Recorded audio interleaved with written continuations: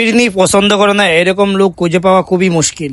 আজকে আমি সঠিক পরিমাপে আপনারা বাসায় কিভাবে ফিরনি তৈরি করবেন সেই রেসিপিটা বলে দিচ্ছি। 1 কেজি চালের জন্য 8 কেজি পানি, 5 পিস এলাচি, 2 পিস দারচিনি, 2 পিস তেজপাতা। এরপর 1 কেজি চাল দিয়ে দিচ্ছি। চালটা আমি আধা ঘন্টা ভিজিয়ে রাখছিলাম। পানিটা যখন কুসুম গরম হয়ে যাবে তখন আপনারা চালটা দিয়ে দিবেন।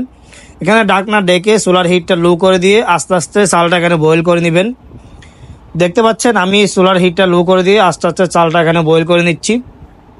অনেকে ব্লেন্ডার করে দেন, আপনি ব্লেন্ডার না করে এভাবে করবেন, তাহলে এভাবে ফিরনিটা অনেক মজা হয়। আস্তে আস্তে আপনারা চালটা বয়েল করে সুন্দর করে চালটা একেবারে নরম করে গুঁড়া করে নেবেন। ডাব্বু বা যে কোনো একটা ঘুটনি দিয়ে ভালোভাবে ঘুটে আপনারা চালটা ভেঙে নেবেন। এরপরে চালটা যখন ভেঙে যাবে আপনি 1 কেজি চালের ফিরনির জন্য 1 কেজি চিনি দিয়ে দিবেন।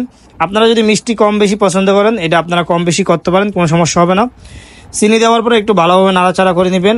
এরপরে 1 কেজি চালের জন্য আমি এখানে 1 কেজি গুঁড়া দুধ আমি এখানে দিয়ে দিচ্ছি। গুঁড়া দুধ যত বেশি দিবেন তত ফিরনির টেস্টটা ভালো আসবে, ফিরনিটা আর গাঢ় হবে, অনেক মজা হবে। গুঁড়া দুধ দেওয়ার পর আমি হুইস্ক দিয়ে ভালোভাবে গুঁড়া দুধটা এখানে মিক্স করে নিব। একটু ভালোভাবে মিক্স করতে হবে, দুধ যেন দলা দলা না থাকে এটা আপনারা খেয়াল রাখবেন। হুইস্ক দিয়ে একটু সময় নিয়ে ভালোভাবে মিক্স করে এখানে আমি দিয়ে দিচ্ছি 250 গ্রাম মাওয়া। এই মাওয়াটা আপনারা দেওয়ার পরে আরেকটু নাড়াচাড়া করে নেবেন। আর ফ্লেভারের জন্য কেওড়া এসেন্স দিয়ে দিবেন একটা, এটা দিলে শাহি একটা ফ্লেভার আসে। এখন আমি ঘি দিয়ে দিচ্ছি 250 গ্রাম মতো আমি এখানে ঘি দিয়ে দিচ্ছি। যে কোনো ভালো ব্র্যান্ডের ঘি ইউজ করতে পারেন, কোনো সমস্যা হবে না। 50 গ্রাম কিশমিশ দিয়ে দিচ্ছি।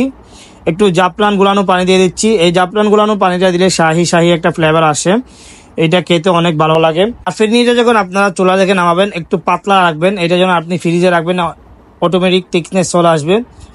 আমি মনে করছি এখানে ঘি একটু কম হয়েছে, সেজন্য আরেকটু ঘি আমি এখানে দিয়ে দিচ্ছি। আমার ফিরনিটা এখন মোটামুটি তৈরি হয়ে গেছে। দেখেন এইরকম পাতলা রাখবেন। এইরকম পাতলা রেখে আপনারা যে কোনো একটা বাটি এভাবে আপনারা ঢেলে রেখে ফ্রিজে রেখে দিবেন ঠান্ডা করে, তাহলে আপনার থিকনেসটা চলে আসবে।